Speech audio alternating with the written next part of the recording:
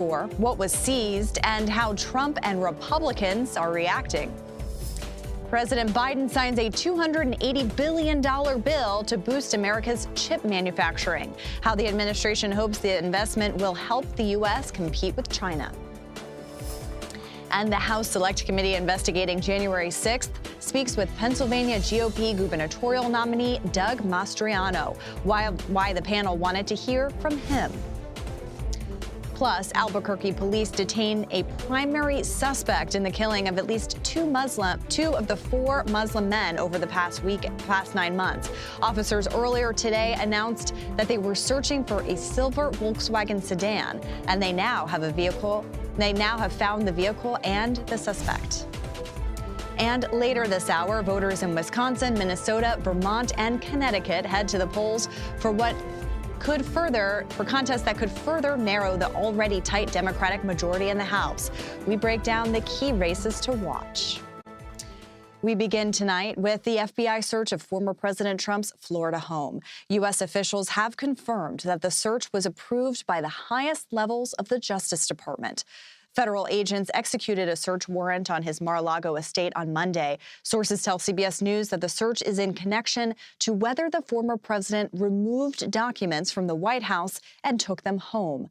Mr. Trump described the search as, quote, prosecutorial misconduct. The White House said today President Biden was not aware of the raid beforehand. The president was not briefed, was not aware of it. No one at the White House was given a heads up. No, that did not happen. The Justice Department conducts investigations independently, and we leave any law enforcement matters to them.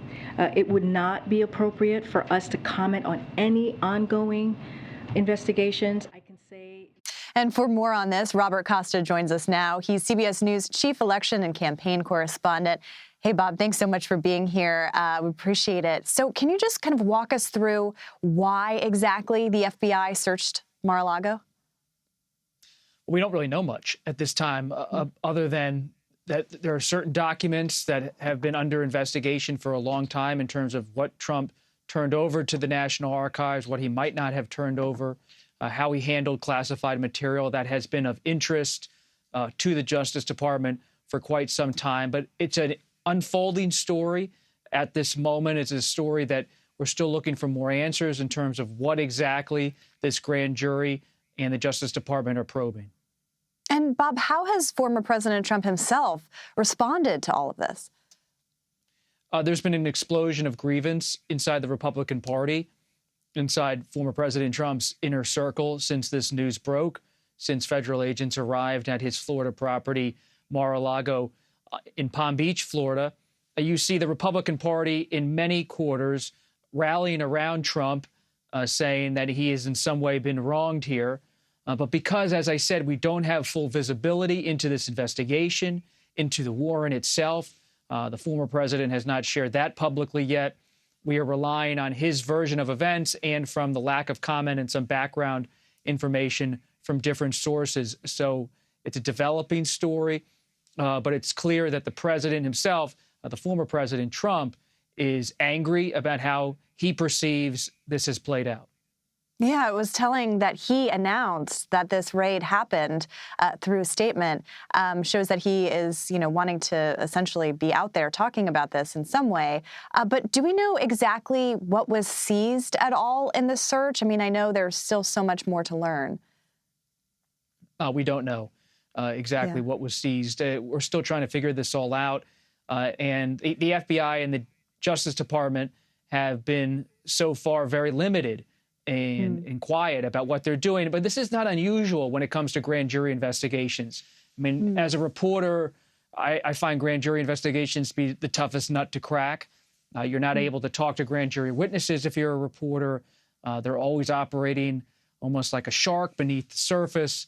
It's the strangest part of reporting to go at a grand jury. And that's why when things like this, the search of a former president's residence, it comes out of the blue because so few reporters, so few people have visibility into a grand jury investigation. And Bob, you mentioned how other Republicans are weighing in here. What are they saying? What's kind of been the response from top Republicans to this news?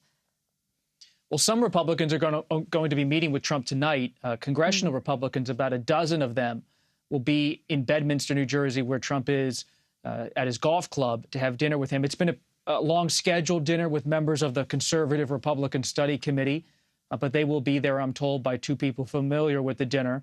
And they will rally around Trump's side. But not everybody, Caitlin, is rallying around Trump's side. You see muted comments from Senate Republican leader, the minority leader, Mitch McConnell, in Kentucky today, not weighing in. And he's not weighing in, and so many Republican leaders are not weighing in very forcefully because they, too, don't know exactly where this is going, what the Justice Department knows, how far its investigation has gone. But there is a bit of a schism between how McCarthy, the House leader for Republicans, has reacted versus McConnell, the Senate leader for Republicans, has reacted. McCarthy has shown his enthusiasm once again for Trump, and he has warned the Justice Department and the FBI to save their papers, save their emails, with the belief that if Republicans take over the House majority this fall, they will investigate the Justice Department and how all of this has been handled.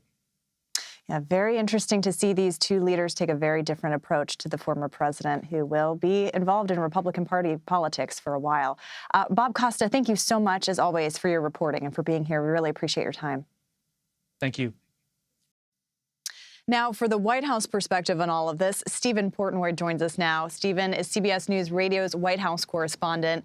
Hey, good to see you. Thanks so much for being here. So tell us a little bit about when the White House found out about this search at Mar-a-Lago. Well, Caitlin, the White House insists that the president was not briefed, not given a heads up, that no one here at the White House knew about the FBI's intention to search Mar-a-Lago until after it happened and until after media reports about it began to surface. Here at the White House, Press Secretary Karine Jean-Pierre told us that the president had no involvement and was not even aware. Karine Jean-Pierre declined to answer any further questions about the White House's view of the search warrant execution.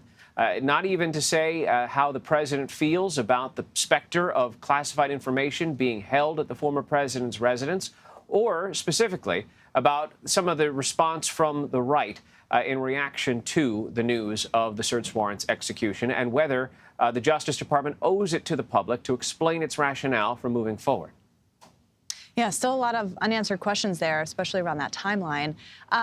You know, the president, I think, wanted to focus this week on some bipartisan accomplishments. I mean, namely this bipartisan bill that boosts manufacturing of semiconductors, this big CHIPS bill. He had this big signing today at the White House. Can you talk to us about kind of how important this is to his domestic agenda? Is this something that we expect him and Democrats to be campaigning on? Well, the CHIPS and Science Act the president signed today was a bipartisan measure. 14 Republicans, for example, crossed over in the Senate to support it.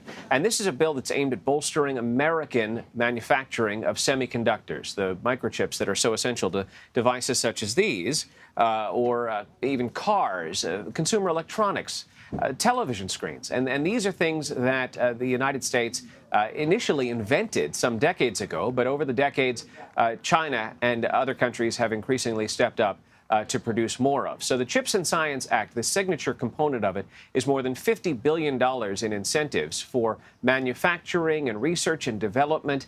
And the White House believes that with that public support, combined with private support from private companies such as Micron and others, hundreds of billions of dollars potentially could be unlocked, in the White House phrasing. And tens of thousands of people could wind up being employed here in this country to produce these microchips. All right, Stephen Portnoy at the White House, thank you as always. I want to go over to Capitol Hill now and bring in Nicole Killian and Scott McFarland. Nicole and Scott are both CBS News congressional correspondents. Thank you both for being here. As always, we appreciate it. Nicole, I want to start with you because I'm so curious. What has the reaction on Capitol Hill been to this FBI search of Mar-a-Lago? Well, it really has come down strictly on party lines, which is no surprise here on Capitol Hill. Although one thing that's been kind of interesting to watch in terms of some Democratic leaders, they've actually kind of been a little coy and to talk about this, you know, whether it's Speaker Nancy Pelosi or Senate Majority Leader Chuck Schumer. They both have kind of shied away from really talking much about it, saying they don't really know much. They've only heard or seen, you know, the developments on TV. So really not weighing in with a full-throated response as we've seen them done on other issues, for instance, involving the former president and even Mitch McConnell as well. You know, the Republican minority leader, top Republican minority leader in the Senate, was asked about this today and didn't take the bait, didn't respond, saying that he was just there to talk about the issues of the day in terms of his state and some of that flooding in Kentucky. But that being said, we have seen some pretty strong reaction, particularly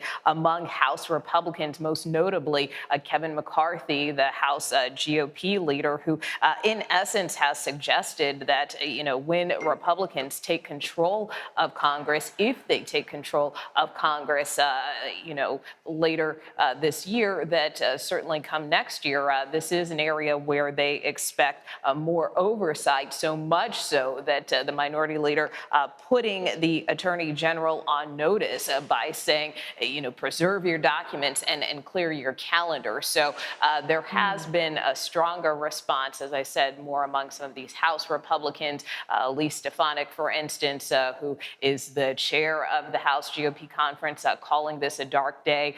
We've also seen Republicans on the House Judiciary Committee kind of refer to this as like third world order, if you will, and really bashing this probe. And we've seen other Republicans coming out saying that they do want FBI Director Wray, as well as the Attorney General, to go on record and to say more about what happened here. So, you know, it has been, like I said, kind of mixed reaction here on the Hill as we all await more developments as to exactly what happened and the reason and rationale behind this search at the former president's Florida home.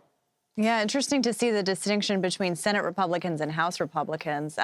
Scott, I think a lot of people have questions about what this search warrant actually says. Is it uncommon for us not to see a copy of the search warrant in these types of cases?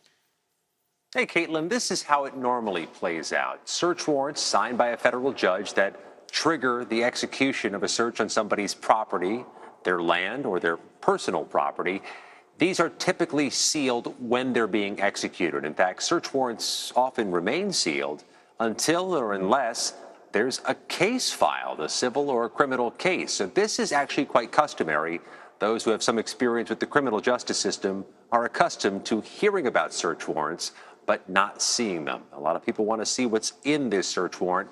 There's no guarantee it's ever released. If there's no case filed, those things remain in the ether. The bigger question is, where did this search warrant come from? Did it come from a federal prosecution or a grand jury here in the District of Columbia, where there's a sitting grand jury that is investigating the 2020 election? Did it come from the state of Maryland, where a lot of National Archives-related investigations are launched? Did it come from Florida? That's going to be very relevant if there is a case filed. Where is the case filed? Where is a prospective jury for whoever is being targeted by a search warrant? This is how things typically play out. But there's a larger question. Nicole touched on this.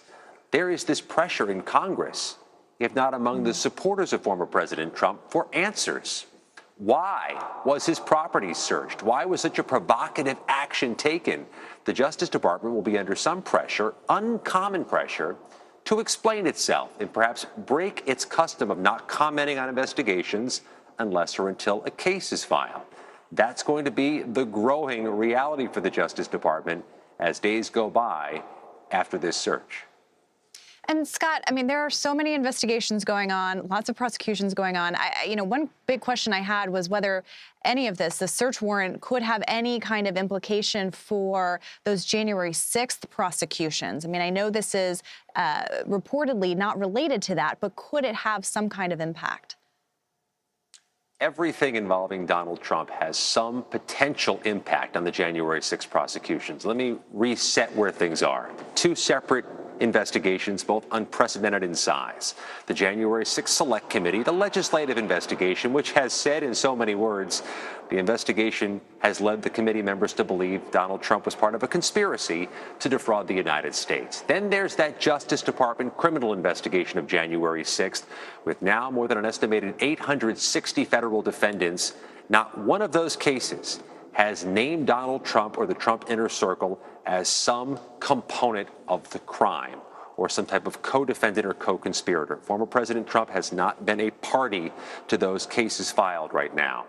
But those defendants, especially the high-level defendants, the ones accused of seditious conspiracy or conspiring to obstruct an official proceeding, they are by the dozens being held in pretrial detention. And one of the things judges have leaned into when they order those defendants in pretrial detention is that they believe those defendants are a prospective or potential danger to the community. And sometimes they fold in, the judges do, the words, the ongoing election denialism of former President Trump, the fire that infuses his base. So what he says moving forward could impact some of those defendants, their pretrial detention, potentially their trials moving forward.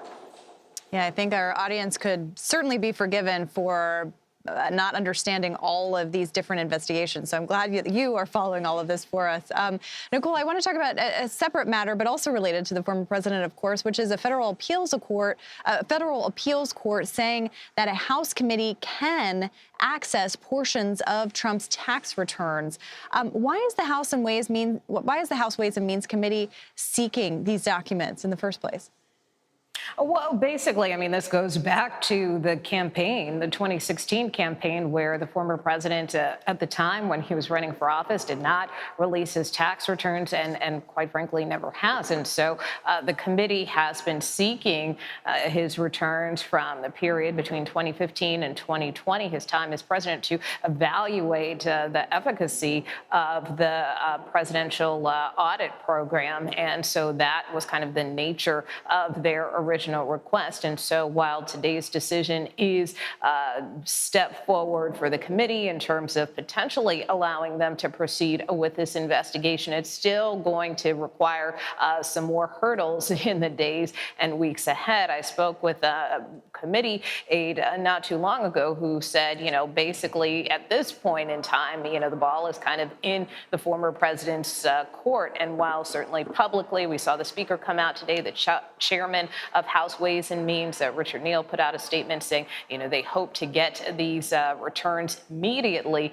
That may not necessarily happen because certainly the former president and his attorneys have the right to appeal this decision. And so if that were to happen, of course, this will continue to be litigated, which means it could take some more time before the committee is able to acquire these returns, if ever. Quite frankly, we know obviously time could potentially be running out. Certainly if control of Congress changes hands, if Republicans take control, then they likely would, stop an investigation like this. But, committee officials tell me that really doesn't matter. They just, they kind of set out with this investigation in mind. Then they just want to be able to follow through at some point.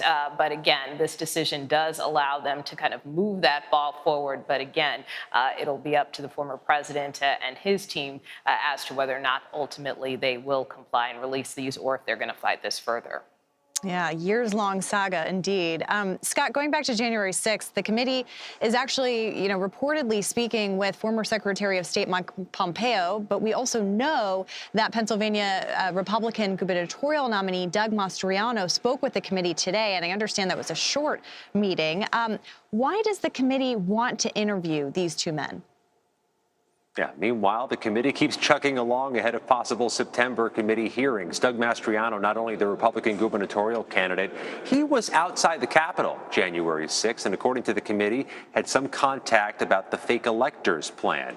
Mastriano's meeting here was short, cut off after a few minutes. He's just the latest defendant to have some disagreement with the committee about recording this session. Mike Pompeo speaking as well. The committee has a lot to ask of him. Yeah, and Mastriano, a key person to watch, especially in that governor's race, because if he wins, he would appoint the Secretary of State who oversees elections. Nicole Killian and Scott MacFarlane, as always, thank you. The highest levels of the Justice Department approved the search of former President Trump's home. We take a look at the legal issues Trump could face and whether he could run for office again if convicted. Plus, the U.S. plans to stretch its limited supply of monkeypox vaccines. A look at what health officials are doing in an effort to meet the nation's demand. You're streaming Red and Blue.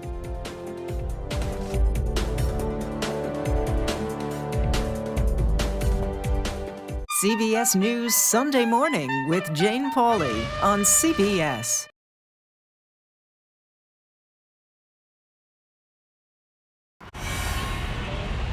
You ready? A generation of kids opens up on CBS Reports. I just want to be like a regular kid. Their world, their struggles, their voices.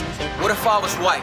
A lot of people like to call names and make you feel ashamed for being proud of who you are. Now streaming Gender. I did not realize that you could change your gender. Realizing how you feel. You can be a boy, sometimes you feel like a girl, sometimes you feel like both. Redefining who you are. I identify as trans. Gender fluid. Non-binary and queer. Is the idea of gender a thing of the past? And to be yourself, always, no matter what anyone says, I love you. Are the kids all right? Gender. Now streaming on the free CBS News app. I'm Nora O'Donnell in our nation's capital. We're here at the White House with the President of the United States. Thanks for having me. I appreciate it. We've never done an interview like this before. That's correct. Tonight, a congressional investigation sparked by reporting from CBS News. What's your message to consumers? They need help now. Tell him I feel it. The CBS Evening News with Nora O'Donnell from Washington, D.C. on CBS and streaming on Paramount Plus. We will witness yet another moment in history. Want to go someplace new? Yeah, you do. See something new. Learn something new. Meet someone new. Nate B in the house. There's always something new under the sun. CBS Mornings, weekdays. When weather is about to get extreme. We're talking about hail, we're talking about tornadoes, damaging wind. Every second counts. Let's now take a look at what that really means to you. That's why CBS News and the Weather Channel have come together to bring you virtual weather technology so advanced, so real. We can show you what it's going to look like when the storms come through. You'll see what will happen, where it will happen, before it does. Feel the forecast on CBS News. Time to get prepared.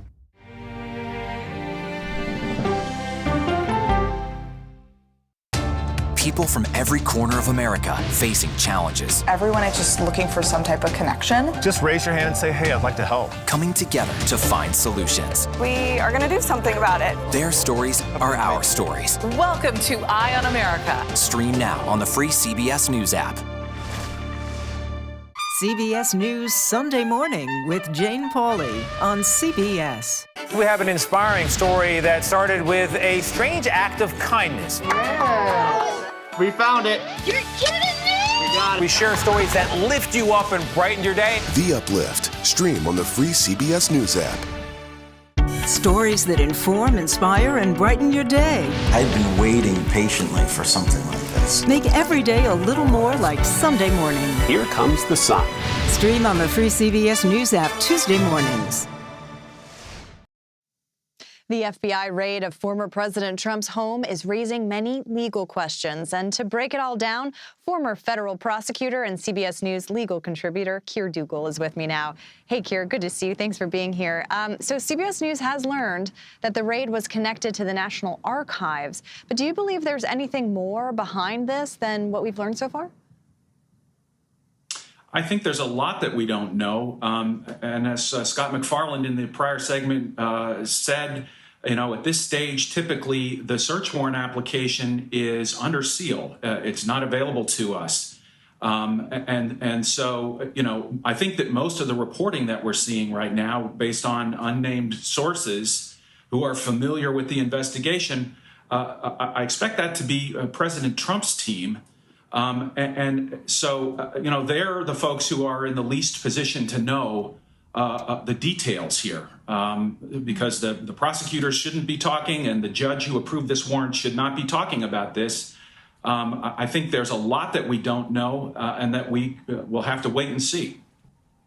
And as we mentioned earlier, I mean, top Justice Department officials approved this search. Can you kind of explain to our audience what it would take for the Justice Department to sign off on a raid like this? I mean, who exactly would need to approve it?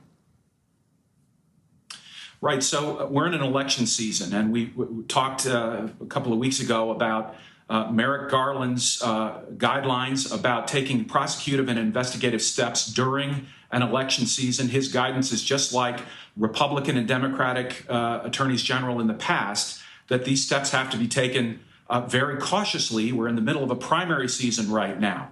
So the guidance specifically says prosecutors must consult with the public integrity section in Washington. But in a case like this, involving a former president, I would have expected that the approval to go all the way to the very top of the Justice Department, to the presidential appointee level.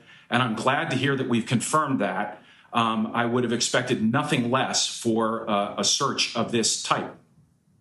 Yeah, that's really important, especially since in the absence of information about this, the vacuum has been filled by a lot of politicians saying a lot of things. So kind of to make clear that that is the order there. I mean, kind of on that note, are there differences between the way that a raid might be conducted for a former president's home versus the home of someone that's more low profile? I mean, I know we haven't seen this kind of thing before, but what would be the differences there, if any? Right. Well, I mean, we've seen some reporting around this. And first of all, and I understand from the reporting that the searching agents coordinated with the Secret Service. The ordinary person doesn't have a Secret Service protection detail.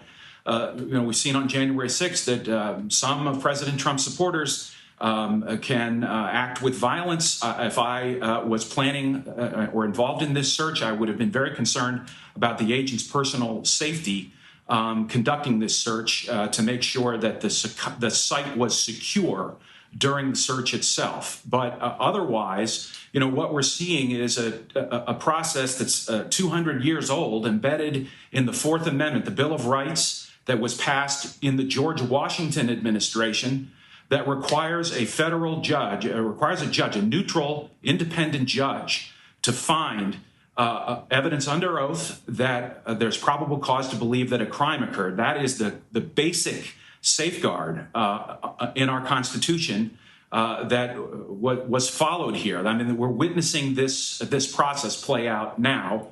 Unfortunately, we don't have as much information that as we would like. And Keir, what would be the consequences of Trump potentially breaking the law as it pertains to the removal of those official records? Right. So, look, there are federal statutes that make, breaking the law, handling classified documents like this, doing it in an illegal way, make it a felony, a serious felony, 3 years, perhaps 5 years. The issue that I know people are debating right now is whether or not that could also lead to his disqualification from office under one of those congressional statutes. I believe that's a tough sled, because the Constitution itself provides specific authority for when a president should be disqualified. The impeachment clause, and in the 14th Amendment, the insurrection clause. Because the Constitution has spoken explicitly and is the document that sets forth qualifications for the president, I think it would be a tough sled to disqualify Mr. Trump from future office based upon a statute, a mere congressional statute. The Constitution is the supreme voice on this topic. All right, Keir Dugal, thank you so much for your time and analysis. We appreciate it, as always. Thank you, Caitlin. The Biden administration has announced a new plan to stretch the limited supply of U.S. monkeypox vaccines. The declaration enables providers to inject 1/5 of the authorized dose in order to inoculate more people. The plan was announced at the meeting of the White House monkeypox response team on Tuesday. The U.S. currently has the highest number of monkeypox infections, with more than 9,000 confirmed cases. Last week, the Biden administration declared the virus a national public health emergency. The questions surrounding the FBI raid of former President Trump's Mar-a-Lago home extend all the way to 2024. What effect that might have on the next presidential election and the Republican field of candidates. You're streaming Red and Blue.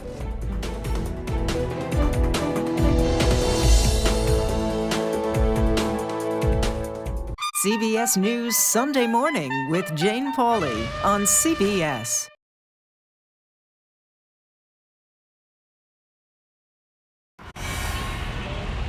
You ready? A generation of kids opens up on CBS Reports. I just want to be like a regular kid. Their world, their struggles, their voices. What if I was white? A lot of people like to call names and make you feel ashamed for being proud of who you are. Now streaming Gender. I did not realize that you could change your gender. Realizing how you feel. You can be a boy, sometimes you feel like a girl, sometimes you feel like both. Redefining who you are. I identify as trans. Gender fluid. Non-binary and queer. Is the idea of gender a thing of the past? And to be yourself, always, no matter what anyone says, I love you. Are the kids all right? Gender. Now streaming on the free CBS News app. I'm Nora O'Donnell in our nation's capital. We're here at the White House with the President of the United States. Thanks for having me. I appreciate it. You've never done an interview like this before. That's correct. Tonight, a congressional investigation sparked by reporting from CBS News. What's your message to consumers? They need help now. Tell him I feel it. The CBS Evening News with Nora O'Donnell from Washington, D.C. on CBS and streaming on Paramount Plus. We will witness yet another moment in history. Want to go someplace new? Yeah, you do. See something new. Learn something new. Meet someone new. Nate B in the house. There's always something new under the sun. CBS Mornings, weekdays.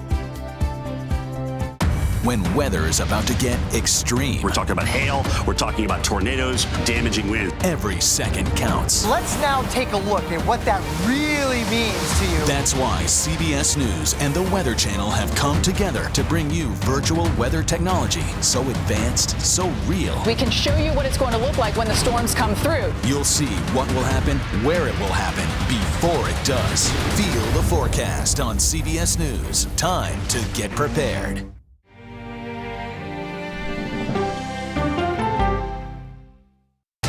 People from every corner of America facing challenges. Everyone is just looking for some type of connection. Just raise your hand and say, hey, I'd like to help. Coming together to find solutions. We are going to do something about it. Their stories are our stories. Welcome to Eye on America. Stream now on the free CBS News app. CBS News Sunday Morning with Jane Pauley on CBS. We have an inspiring story that started with a strange act of kindness. Yeah. We found it. You're kidding me! We got it. We share stories that lift you up and brighten your day. The Uplift. Stream on the free CBS News app. Stories that inform, inspire, and brighten your day. I've been waiting patiently for something like this. Make every day a little more like Sunday morning. Here comes the sun. Stream on the free CBS News app Tuesday mornings. Welcome back to Red and Blue. I'm Caitlin Huey-Burns. Here's a look at some of our top stories. President Biden has signed a $280 billion bill to boost American microchip production. The legislation aims to help the U.S. compete with China in the creation of the necessary semiconductors. Plus, the national average for a gallon of gas continues to fall. It's down 3 cents from yesterday to $4.03 a gallon. That's according to the AAA. That's now 99 cents cheaper than when gas prices hit a record high of $5.02 in June. And former President Trump says the FBI search of his Mar-a-Lago home Monday was politically motivated. Officials say the search warrant and seizure of documents was part of a Justice Department investigation. So for more on this, let's bring in David Drucker. He's a senior political correspondent for the Washington Examiner and the author of In Trump's Shadow, The Battle for 2024 and the Future of the GOP. So, David, the future of the GOP and Trump and all of this is what I want to talk to you about. So what exactly will be the impact of this FBI search on a potential bid by Trump in 2024? Right. So that's what everybody wants to know. And I think what we need to find out first, Caitlin, and you sort of alluded to this in your conversation with your previous guest, is that we don't yet know all of the facts. We know some of the cursory top line facts. some example of why this raid occurred, but we don't really know what documents were seized, why the Justice Department and the FBI felt that this type of raid was necessary given how unprecedented and politically charged this is. So before we can really address the impact on Trump and the Republican Party, we need to learn all of that. I think in the immediate, however, what we can say is that it has rallied many grassroots Republicans around Trump, and it has rallied lawmakers around Trump, either because they're scared not to rally around him, because their voters demand they rally around him, or because they're genuinely troubled by what they think occurred, of course, before we have discovered all of the facts behind this. Yeah, I mean, David, that's been so fascinating to watch because as we've been talking about for weeks and months, there's been kind of this fracturing within the Republican Party as it pertains to Donald Trump. And as we learn more about January 6th, you've had people like former Vice President Mike Pence out there campaigning. But today, it was really interesting because Mike Pence actually put out a statement criticizing the FBI and the DOJ, kind of echoing Trump's remarks on this, as have some other 2024 potential contenders. So how do you expect all of this to kind of affect this, big field that we could see on the Republican side when it comes to the White House in 2024? Right. I'll do you one better, Caitlin. Governor Larry Hogan, the most outspoken, prominent Republican critic of former President Donald Trump, also issued a statement saying he was troubled by the raid, wanted the FBI and Justice Department to be transparent, and they needed to be transparent as soon as possible. Didn't mention Trump in his statement, but even Larry Hogan felt the need as a leader of the Republican Party and some standing to put out a statement. Look, I think that we overthink this sometimes. Everybody likes to say that, oh, now you've done it. Trump's mad. He's going to run. And somehow, if we leave Trump alone, he'll just disappear and he'll get bored with everything and you won't have to worry about it. And then Trump says, oh, no, you don't. I'm going to stir up a hornet's nest. Now, listen, he didn't ask the FBI to raid Mar-a-Lago, but he's always putting himself into the mix. And I don't think that this really impacts whether he runs one way or the other. I think he intends to run. I think he wants to run. Whether he pulls the trigger is still somewhat of an open question. And every other Republican that wants to run for president in 2024 is in a sense waiting to see what he does, even though there may be more people than people think that are going to run, even if he does run. I think the one thing we have to look for here is, again, we don't know the impact of this because we don't know all of the facts. And should the facts come out and the search warrant and the raid look justified, the public could react one way and Republicans won't believe it anyway, but they'll still internalize what they see. If it looks like this thing is completely unjustified and it was a big political screw up, if you will, by the Justice Department and the FBI, that is going to add fuel to the fire that Trump is some sort of persecuted martyr. And that helps him politically within the Republican Party, because I don't think any Republican, Governor Ron DeSantis, you name it, is as much of a symbol to Republicans, a sort of avatar for all of the injustices and grievances they feel they have suffered at the hands of the media, people like you and me, Democrats, cultural elites, so-called, in Washington and around the country. And this helps Trump keep this mythology going. And it's been very important to why he's maintained himself as the leader of the party, despite losing re-election in 2020. Yeah, interesting to see how something like this could be something that unites the Republican Party at this time. But as you say, still a lot of questions remaining. David Drucker, as always, thank you so much. Thank you. With primaries in 4 key states tonight, a GOP gubernatorial primary in Wisconsin is drawing great interest.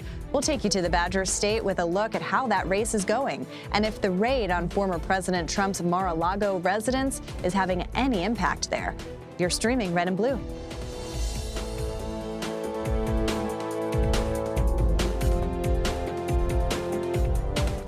CBS News Sunday Morning with Jane Pauley on CBS.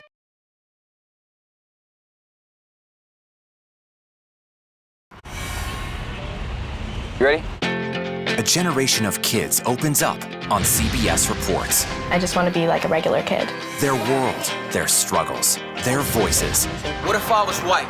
A lot of people like to call names and make you feel ashamed for being proud of who you are. Now streaming Gender. I did not realize that you could change your gender. Realizing how you feel. You can be a boy, sometimes you feel like a girl, sometimes you feel like both. Redefining who you are. Identify as trans. Gender fluid. Non-binary and queer. Is the idea of gender a thing of the past? And to be yourself, always, no matter what anyone says, I love you. Are the kids all right? Gender. Now streaming on the free CBS News app.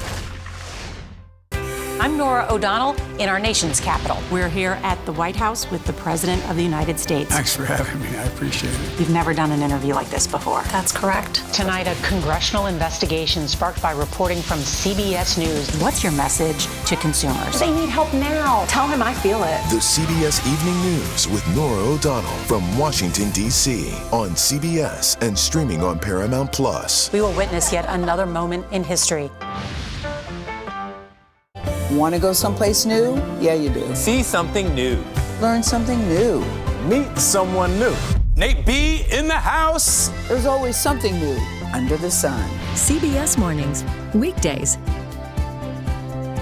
When weather is about to get extreme. We're talking about hail, we're talking about tornadoes, damaging winds. Every second counts. Let's now take a look at what that really means to you. That's why CBS News and the Weather Channel have come together to bring you virtual weather technology so advanced, so real. We can show you what it's going to look like when the storms come through. You'll see what will happen, where it will happen, before it does. Feel the forecast on CBS News. Time to get prepared.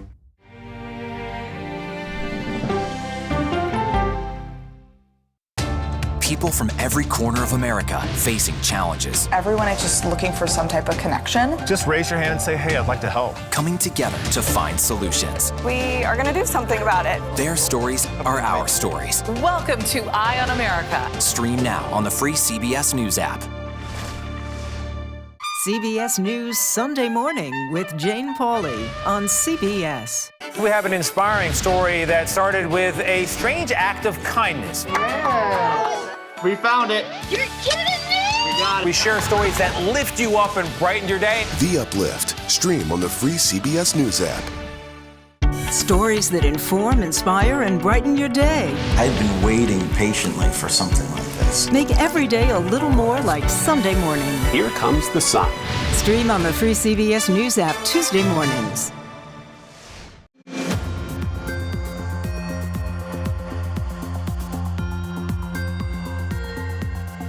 Today is the day that Wisconsinites vote in key primary races across the state. Polls close at 8 o'clock Central Time. Polls have indicated or predicted that Wisconsin's Republican gubernatorial race will be neck and neck. The leading candidates are former Lieutenant Governor Rebecca Kleefisch and businessman Tim Michels. The winner will face off against Democratic Governor Tony Evers. For all things Wisconsin, I'm joined by Daniel Bice. He is a political columnist for the Milwaukee Journal-Sentinel. Thanks so much for being here. We appreciate your time and reporting. So how much has this governor's race really been a proxy war between essentially former President Trump and former Vice President Mike Pence? It's certainly been that. You had both candidates get involved and make endorsements. On the one hand, Trump endorsed Tim Michels, who's got into this race late. I got into the race in April, and he's been the one with very little political experience. He's spent about $12 million, which is a lot of money in Wisconsin for a primary. And he's not very polished. He's made some mistakes. In fact, mistakes that have clearly upset Trump, including he was asked if he would endorse Trump if Trump would run in 2024. And during the debate, he basically said he's not committed to anybody. And then the next day, he ends up tweeting, yes, of course, I would endorse Trump. So someone obviously told him to correct the message there. On the other hand, you have Rebecca Kleefisch, who's this polished politician. She's been in politics here since 2010, and she is very good on the stump. She doesn't have Tim Michels' money, but she has the ground game. So it's basically we have this ground war against an air war going on. And she had Pence in town last week for a couple of days. And then on Friday, Trump was here to give his blessing and his endorsement to Tim Michels. Yeah, it's been fascinating to watch these proxy wars between Trump and Pence in a variety of different primaries. And it's also interesting to see how all of these Republican candidates are talking about the last election, the 2020 election. And what's interesting here is that you have both Michaels and Clayfish saying that the election was rigged, but they're kind of talking about it differently. How is their approach different? There are actually three candidates running. There's a guy named Representative Tim Rantham, and he's the hardcore one. He says he would decertify the election, which gets a lot of applause, but it doesn't seem like it's going to get him a lot of votes. He'll end up with probably, I'm guessing, less than 10% of the vote tonight. And then you have Tim Michaels, who's not really sure what he would do. And, when he's uncertain, he has this way of responding. He says he wants to look at the proposal and think about it and make a decision. And in terms of decertifying, that's what he says. He's not certain what he would do. He would look at it and try to make a decision. Clayfish has been the most opposed to the idea. She says you can't decertify the election. It's done, and we need to look ahead to 2024. But it is true. All three of them say that they think there were problems in 2020 in Wisconsin. Yeah, it's something that's becoming kind of a litmus test in Republican primaries. So we'll see kind of which one wins out there. I do want to talk about the Wisconsin Senate race because that's a huge, huge race with some national implications. And it's been interesting to see Democrats really coalesce around the candidate there. You had three leading candidates who dropped out of the race in the last minute, and they all endorsed Lieutenant Governor Mandela Barnes to try to kind of clear the path for his nomination. I mean, this is a seat that Democrats really want to flip. So how does he size up against the incumbent Senator Ron Johnson? They're a huge contrast between the two of them. And as you said, I thought we were going to have two highly competitive races. The most recent poll in the governor's race shows that they're 34 and 34. And in the Senate race, you had four competitive candidates. But in the last month, Mandela Barnes surged to the front. And he got a double-digit lead over two of his opponents who had spent nearly $20 million out of their own pockets to run against him. And they all came together before today. And so today's pretty much it's just a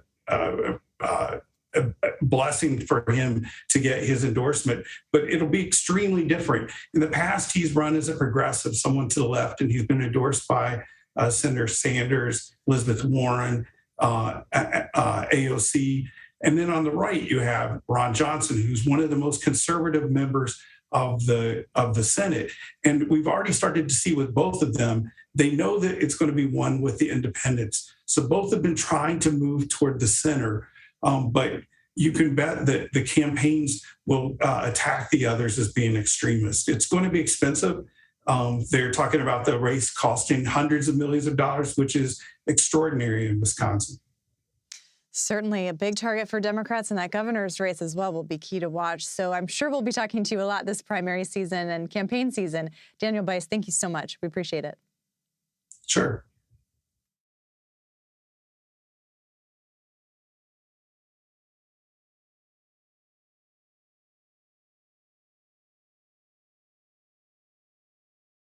We'll be right back. You're streaming Red and Blue on CBS News.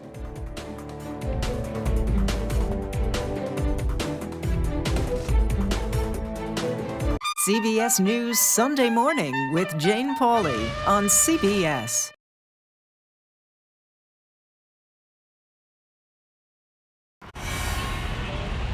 You ready? A generation of kids opens up on CBS Reports. I just want to be like a regular kid. Their world, their struggles, their voices. What if I was white? A lot of people like to call names and make you feel ashamed for being proud of who you are. Now streaming Gender. I did not realize that you could change your gender. Realizing how you feel. You can be a boy, sometimes you feel like a girl, sometimes you feel like both. Redefining who you are. Identify as trans. Gender fluid. Non-binary and queer. Is the idea of gender a thing of the past? And to be yourself, always, no matter what anyone says, I love you. Are the kids all right? Gender. Now streaming on the free CBS News app. I'm Nora O'Donnell in our nation's capital. We're here at the White House with the President of the United States. Thanks for having me. I appreciate it. You've never done an interview like this before. That's correct. Tonight, a congressional investigation sparked by reporting from CBS News. What's your message to consumers? They need help now. Tell him I feel it. The CBS Evening News with Nora O'Donnell from Washington, D.C. on CBS and streaming on Paramount Plus. We will witness yet another moment in history. Want to go someplace new? Yeah, you do. See something new. Learn something new. Meet someone new. Nate B in the house. There's always something new under the sun. CBS Mornings, weekdays. When weather is about to get extreme. We're talking about hail. We're talking about tornadoes, damaging winds. Every second counts. Let's now take a look at what that really means to you. That's why CBS News and the Weather Channel have come together to bring you virtual weather technology so advanced, so real. We can show you what it's going to look like when the storms come through. You'll see what will happen, where it will happen, before it does. Feel the forecast on CBS News. Time to get prepared.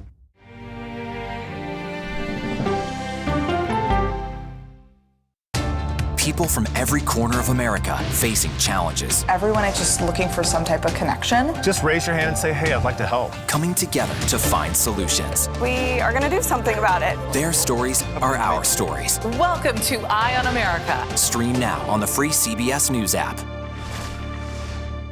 CBS News Sunday Morning with Jane Pauley on CBS. We have an inspiring story that started with a strange act of kindness. Yeah. We found it. You're kidding me? We got it. We share stories that lift you up and brighten your day. The Uplift. Stream on the free CBS News app. Stories that inform, inspire, and brighten your day. I've been waiting patiently for something like this. Make every day a little more like Sunday morning. Here comes the sun. Stream on the free CBS News app Tuesday mornings. Voters are heading to the polls for primaries in 3 more states besides Wisconsin. It's also primary day today in Minnesota, Vermont, and Connecticut. Connecticut will have a Senate, House, and gubernatorial primaries. In Vermont, Representative Peter Welch gave up his House seat to run for the Democratic Senate primary. He's vying to fill the seat of retiring Democratic Senator Pat Leahy. In Minnesota, progressive Congresswoman Ilhan Omar is facing a centrist challenger. She's running against former Minneapolis City Council member Don Samuels, who has made fighting crime a cornerstone of his campaign. Minnesota voters are also heading to the polls for a special election in the 1st Congressional District after Republican Congressman Jim Hagedorn died of cancer in February. Former State Representative Brad Finstad is going up against Jeff Ettinger, who is the former CEO of Hormel Foods. So for more on all of these primaries, let's bring in CBS News political director Finn Gomez, who joins me now. Hey there, Finn. Good to see you. Thanks for being here. Let's begin with, let's talk about Connecticut, where you have a Trump-endorsed candidate running for the Senate Republican primary. How big of an impact could we see the backing of the former president have in a place like Connecticut? In Connecticut, which is mostly moderate Republicans who traditionally have dominated that party in that state. We are looking and seeing that a levy who just last week was endorsed by the former president is now facing another pro-Trump candidate, but also a centrist candidate in Themis Claridis, who said publicly that she has not voted for Trump, and also in 2020. And so we're seeing this sort of battle between the pro-Trump base of the Connecticut state party and the traditional moderate wing of that party. Could it have an effect? Yes. But still, whomever wins in that Republican Senate primary will have an uphill climb against incumbent Democratic Senator Richard Blumenthal, who has been a top target of Trump, but also has been pretty popular in that state, even though his approval numbers just dipped below 50. But still a tough uphill battle for any Republican, whether it be centrist or a pro-Trump Republican. Yeah, blue state Connecticut. We'll see if that holds in the midterms. I also want to ask you about this FBI search on former President Trump's Mar-a-Lago residence, because you could see an impact in some of these primaries. I mean, I'm particularly interested in Wisconsin, in the Republican primary there for governor. How much of a stake does Trump have in that race? And do you think what happened with this FBI raid could have an impact on the primary? Caitlin, yes, actually, this is the one where, like, the key election, key really matchup here that we're seeing today is here in Wisconsin between former Lieutenant Governor Rebecca Kleefisch and Tim Michels, who are running in the GOP primary for for the gubernatorial battle there. Michels has been endorsed by Trump, while Kleefisch has been endorsed by the traditional wing of the Republican Party, including Trump's former Vice President Mike Pence.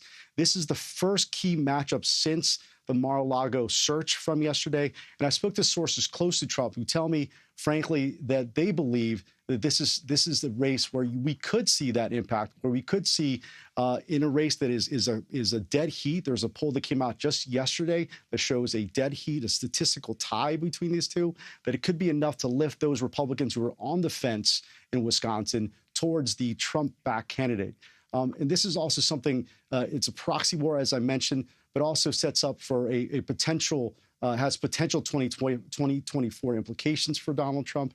I also spoke to the source close to Trump who says that this incident, the event that happened yesterday, could be the spark that would push Trump to jump in earlier into the race, because you're seeing the Republican Party rally around him, including potential 2024 rivals like Ron DeSantis and Mike Pence, who put out in statements criticizing the FBI for that search. So it really could be a significant moment, and this race could be a specific proxy battle that could start this, ignite this movement by Trump to jump into the race earlier. All right, a lot of big primaries to watch this August. No such thing as a slow summer in the politics beat. Our esteemed political director, Finn Gomez. Thank you very much. Thank you so much, Caitlin. That does it for today. You can stream Red and Blue Monday through Thursday at 6 p.m. Eastern. More news after the break. You're streaming CBS News.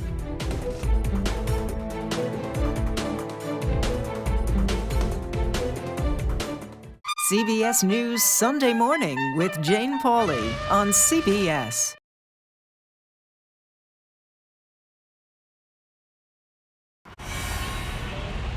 You ready?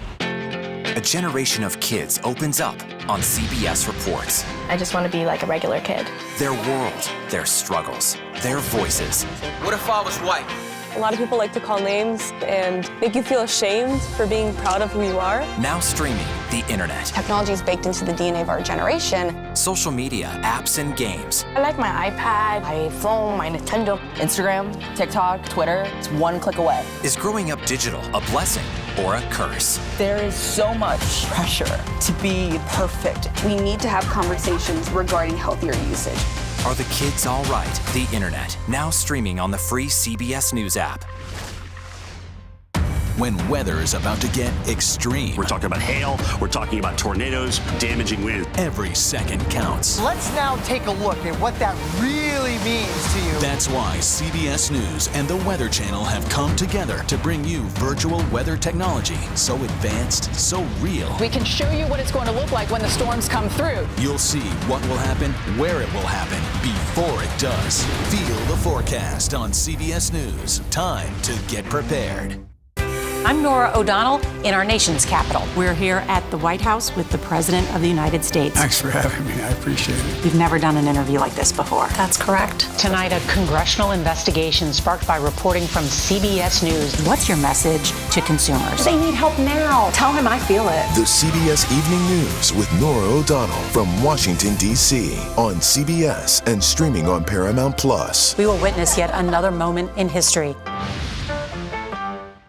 We have an inspiring story that started with a strange act of kindness. Yeah. We found it. You're kidding me? We got it. We share stories that lift you up and brighten your day. The Uplift. Stream on the free CBS News app. You know him as a comedian, but he's using his celebrity as a force for change. People think veterans get health care for